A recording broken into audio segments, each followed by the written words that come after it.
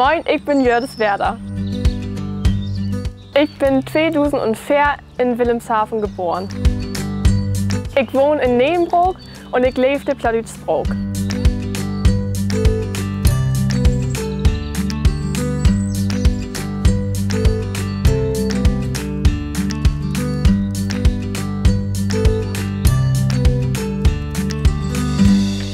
Moin Altesum und von harten Willkommen zu Platt für Anfängers. Von Dogen wollt wir uns mal das Thema Schul ankicken und wir kicken uns an, was dort die wichtigsten Begriffen sind und wo diese Begriffen auch Platt heet. Hallo zusammen und herzlich willkommen zu Platt für Anfängers. Wir wollen uns heute mal das Thema Schule genauer angucken und suchen uns da mal die wichtigsten Begriffe raus und gucken, was diese Begriffe jeweils auf Plattdeutsch heißen.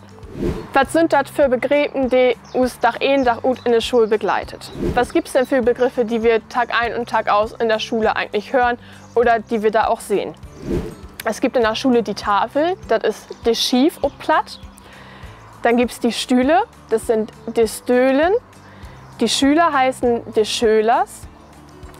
Der Lehrer ist der Meister und die Lehrer sind die Meistersche. Dann gibt es noch bestimmte Kernfächer, das heißt Deutsch ist Dütsch, Mathematik ist Mathematik, da ändert sich gar nichts.